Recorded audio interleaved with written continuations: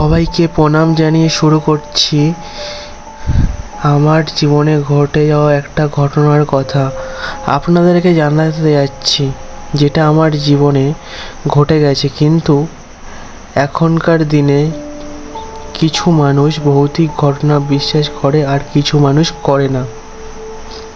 কিন্তু সেই ভৌতিক ঘটনা কারো সাথে ঘটলে সে কিন্তু সারা জীবনের মতো বিশ্বাস করে থাকে। তো চলো বেশি বকবক না করে শুরু করি আমার জীবনে সেই ঘটে যাওয়া ভৌতিক ঘটনার কথা। তো আপনাদেরকে একটু বিবরণ দিয়ে দিই যে ঘটনাটা কী সম্পর্কে এবং কোথায় ঘটেছে। ঘটনাটা ঘটেছে আমার বাড়ির পাশেই। তো আমার মা একদিন আমাকে বলে যে জানিস, পাশের বাড়িতে কিছু অদ্ভুত আওয়াজ আসে। আমি আমার মাকে জিজ্ঞেস করলাম কেমন আওয়াজ। তখন আমার মা আমাকে বলে যে কিছু পড়ে যাচ্ছে, কেউ ছাদের মাঝে পায়চারি করছে। আমি তখন আমার মাকে বললাম ওগুলো তোমার মনের ভুল হয়তো। মা তখন আমাকে বলল, আরে না রে, আমি নিজের কানে শুনেছি। আমি কথাটা দোষ এমন কখনো হয় নাকি, এই বলে কথাটাকে উড়িয়ে দিলাম। মায়ের কথাটা না বিশ্বাস করে আমি কতটা ভুল করেছি আমি সেটা পরে বুঝতে পেরেছি। এবার আসল ঘটনায় আসা যাক। আমি একটু গেম খেলতে ভালোবাসি। তো আমি একদিন আমাদের ছাদের ওপর বসে গেম খেলছিলাম, তাও আবার কি ফ্রি ফায়ার গেম।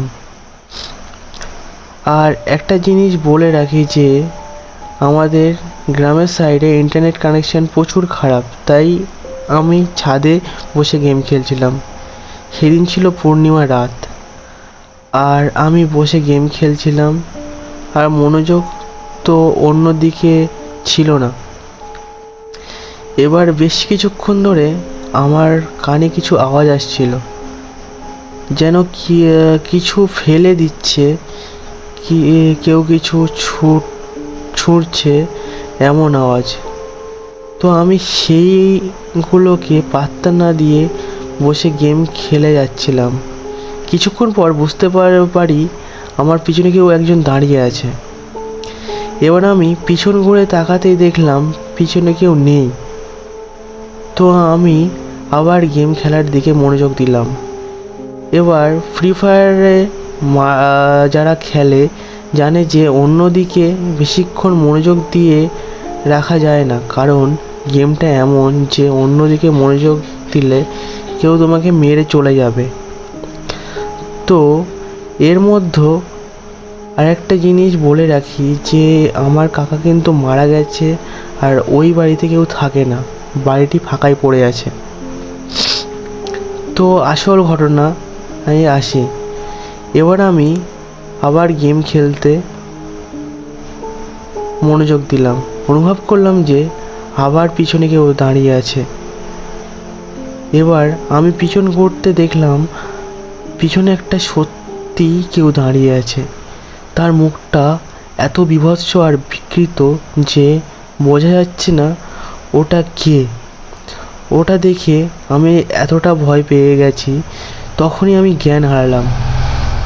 এবার আমার মা আমাকে ডেকে পাচ্ছে না তখন ছাদে গিয়ে দেখলো আমি জ্ঞান শূন্য হয়ে পড়ে যাচ্ছি ছাদের ওপর। তখন আমার মা নিচে গিয়ে জলের বোতলে জল এনে আমার চোখে মুখে দিল।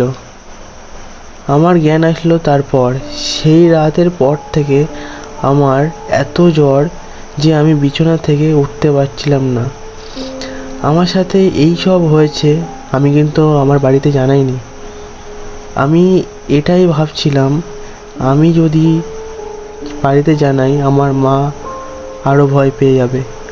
তারপর ডাক্তার ডাকা হলো, আমার জ্বর কমছে না তাও। তখন আমার মা আমাকে জিজ্ঞেস করলো, সেই দিন রাতে তোর সাথে কি হয়েছিল। আমি প্রথমে বলতে চাইছিলাম না। তারপর আমার মা জোর জবরদস্তি করাতে আমি বললাম সব কিছু। তারপর থেকে আমার মা কোনোদিন আমাকে একা ছাদে যেতে দেয় না, আর বাড়ি থেকে তেমন বেরোতেও দেয় না রাতের বেলা। এই ঘটনাটা তোমাদের কেমন লাগলো তোমরা অবশ্যই কমেন্ট করে জানাবে, এবং ভালো লাগলে তোমরা সাবস্ক্রাইব করো চ্যানেলটাকে। আর পরবর্তীতে কী হলো সেটা শোনার জন্য নেক্সট পার্ট আসবে, সেটার জন্য অপেক্ষা করো।